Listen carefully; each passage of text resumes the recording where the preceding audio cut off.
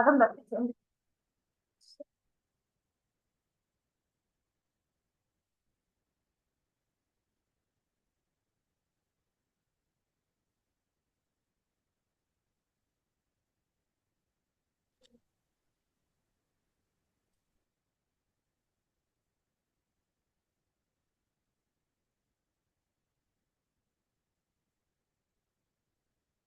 барда. Саламатсыздар ма, құрметті әріптестер? Менің жұмысымның аты қызықты математика үйірмесінің бағдарламасы 5-ші сыныпқа арналған. Аты жөнім Бердалы Фариза. Енді бұл жердегі түсініктеме беріп өтсем үйірме жұмысыма. Математика ғылымдарының әр саласында өте кең тараған сала. Математикалық есептерді шешу оқушылардың ойын ойлау, есте сақтау қабілеттерін дамытады. Үйірме жұмысы нәтижесінде батыл қимылдар жасауға, шығармашылық ізденіске тәрбиелейді. Оқушылардың пәнге қызығушылығын оятатын, олардың математикалық ой-өрісін, шығармашылық қабілетінің дамуына дәнекер болатын, өздігінен жұмыс істеу дағдысын қалыптастыратын жұмыстардың бірі сынып таныс жұмыстары.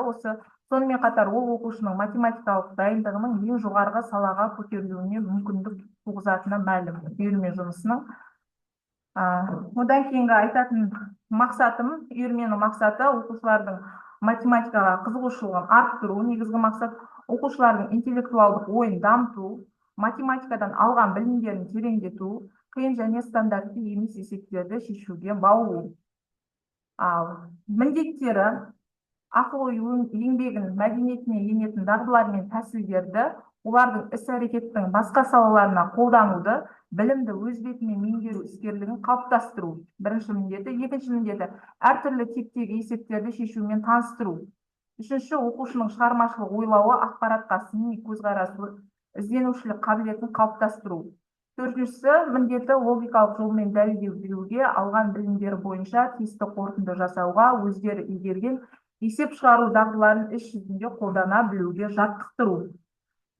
Күтілетін нәтиже үйірмеден оқушылар аталған үйірмені оқып үйрену нәтижесінде мынадай міндетті дайындық деңгейін бейнелейтін білімдерді игеруі тиіс. Ауызша және жазбаша есептей білу. Жай бөлшектерге, ондық бөлшектерге амалдар қолдана білу. Және процентке берілген есептерді шығара білу, лезде көбейту және бөлуді білу, логикалық есептерді шығара білу, жай және құрама сандардың, бөлшектердің шығу тарихын білу. Қиын есептерді шығара білу, нәтижесінде ребустарды шеше білу, пропорция мен процентке берілген есептерді шығара білу, еркін әрі сыни ойлай білетін белсенді, білікті, өзін-өзі тани алатын, өзіне сене отырып ілімге жауапкершілікпен қарайтын тұлға қалыптасады үйірменің нәтижесінде. Яғни, мен алған үйірменің мазмұны 34 сағаттан тұрады.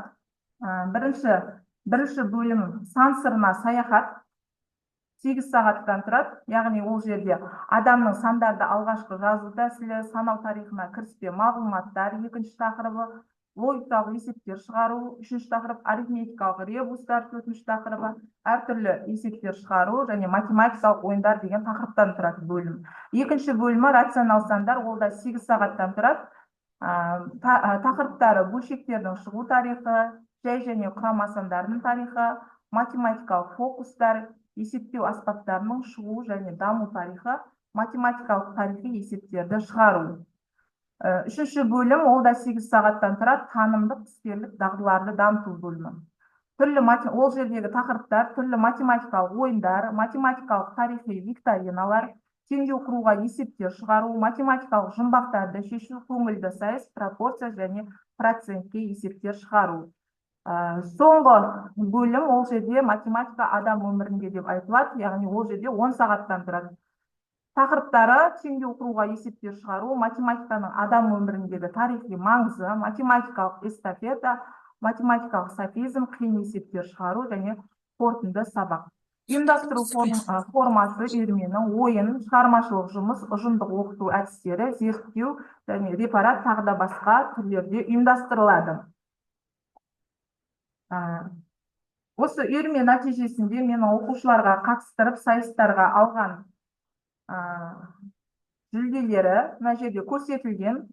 Үйірме нәтижесінде кенгуруға қатысқан, сапсан олимпиадасына, ақбота олимпиадасына, алтын сақа олимпиадасына қатысқан осы үйірме нәтижесіндегі оқушылардың алған орындары. Және де осы жерде үйірме жұмыс істеу барысындағы суреттер көрсетілген. Яғни мынандай әдебиеттер тізімі оқушыларға арналған және мұғалімдерге арналған әдебиеттер тізімі көрсетілген. Тыңдағандарыңызға рахмет. Қадырхан барсызба? Бармын, саламатсыздар.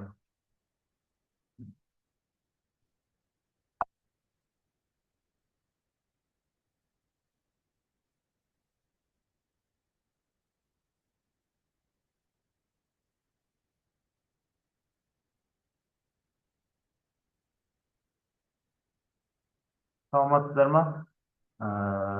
Мен бүгінгі өтетін қыздар волейбол үйірмесі тақырыбын шұбар доп, яғни ұшатын доп деп алдым.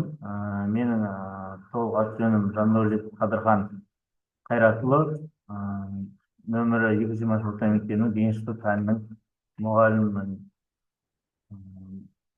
Волейбол үйірмесінде ең негізгі мақсаты оқушыларды салауатты өмір салтын қалыптастыру және волейболдың ережелерін толық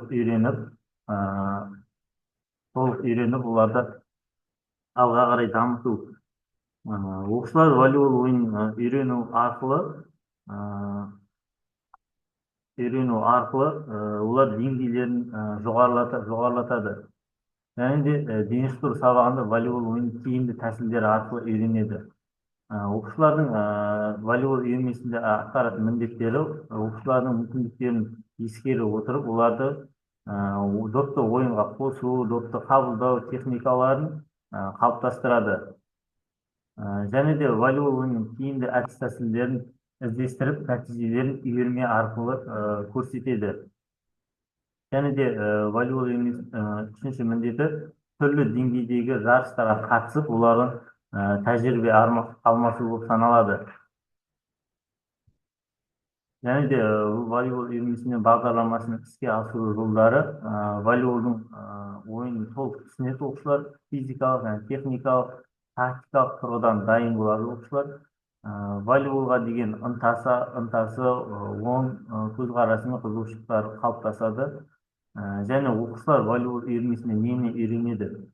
Олар ең басты волейбол ойынның шығу тарихын және де толық мәліметтері арқылы үйренеді. Жалпы және арнайы дене дамыту жаттығуларын үйренеді. Және де допты астынан алу, үстінен алу, допты ойынға қосу техникаларын үйренеді. Және де волейболда шабуыл жасау және қабылдау әдістерін үйренеді. Және бұл волейбол ойыны ең басты командалы ойын. Бұл жерде достық қарым-қатынас арқылы, бір-біріне құрмет арқылы, сол арқылы бір-біріне достық қарым-қатынастары арта түседі. Және де волейбол үйірмесінде бізде 34 сағат, аптасына 3 рет 102 сағаттан берілген. Бізде осы жерде тақырыптар, әртүрлі тақырыптарды үйренеді. Мысалы, қауіпсіздік ережесінен бастап, және де барлық ойында не бар? Қозғалу, жүгіру, секіру, шабуыл жасау, және де тосқауыл қою, барлығын осы тақырыптар арқылы өтетін боламыз.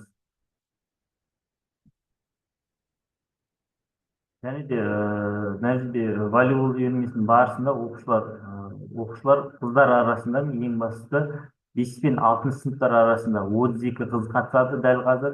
Және 7 мен 8 сыныптар арасында 20 қыз балалар қатысады. Ал 9, 10, 11 сынып арасында 17 қыз жалпы осы волейбол үйірмесіне қатысып отыр. Жалпы 69 қыз балаларды осы волейбол үйірмесіне қамтып отырмыз. және де бізде барлық техникаларды оқушылар меңгерген, жоғарыдан қосу, төменнен қабылдау, барлығын 5-ші сыныптан бастап үйреніп келе жатыр. Волейбол ойында ең бастысы бізде шабуыл жасау. Бұл шабуыл жасап үйренудің 8 әдісін қолданамыз біз үйірмеде. Орындықтан секіру, допты қағып алу, және де бізде теннис добы арқылы да жаттығулар болады. Шабуыл жасауға өте ыңғайлы. Және де білекпен соққы, теннис добын арқылы пайдаланамыз. Секіріп соққы жасау, осылардың барлығы шабуыл жасау әдісін үйрену болып саналады. Бізде аудандық және облыстық сайыстарға оқушылар қатысамыз.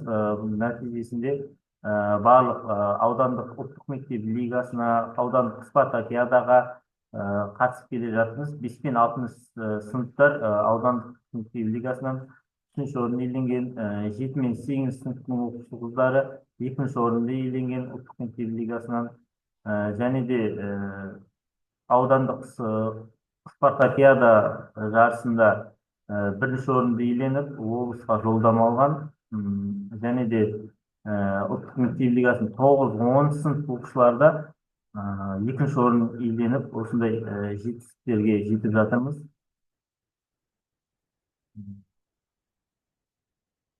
Осы назарларыңызға рахмет.